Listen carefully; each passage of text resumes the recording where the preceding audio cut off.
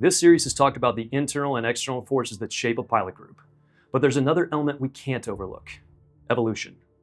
In our world, progress itself can be disruptive.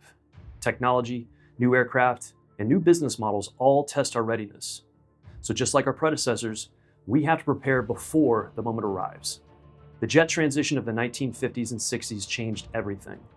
Pilots suddenly had to master faster, more complex airplanes, and it split crews over training, qualifications, and who got to fly the new equipment. It was one of the first times that split in seniority and pay scales would challenge the unity of a pilot group, but it wouldn't be the last. Then came the wide-body era. Jumbo jets meant new pay formulas, new rest rules and fatigue protections, and new divisions between pilots flying vastly different missions. This also opened the door for huge agreements between carriers as transatlantic and Pacific capabilities formed the grounds for alliances and partnerships. Contracts had to evolve just to keep the group together, because when wide bodies arrived, scope and unity were tested like never before. Today we're standing at another inflection point. Looking around the industry, efforts are being made for variable size, better efficiency, and even electric options. Which of these could be on the table? eVTOL aircraft, transonic designs, long-range single aisles, and family fleets like the MAX, A321XLR, and A220 all raise the same potential questions our predecessors faced. Who flies what? Under what rules? And what does that mean for the career path behind it? The lesson from history is clear. These shifts don't wait for us to get ready.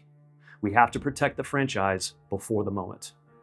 At Southwest, we've already seen how that preparation pays off. In 2015, our airline partnership language in Section 1 was designed to balance opportunity and protection.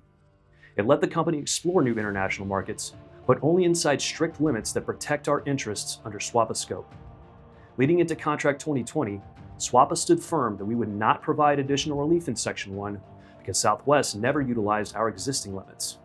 The caveat was an update to the State-Owned Enterprise, or SOE, exception list, with carefully agreed upon carriers. Finally, in 2025, the company did their research and has arrived at several agreements and partnerships in compliance with the CBA. It's a framework built on accountability and data, one that allows partnerships when it's earned, not assumed. And it's proof that good planning creates flexibility without surrendering control. History doesn't repeat itself, but it sure does rhyme. Across this series, we've shown where we've come from, where the challenges were, and what we have to look out for.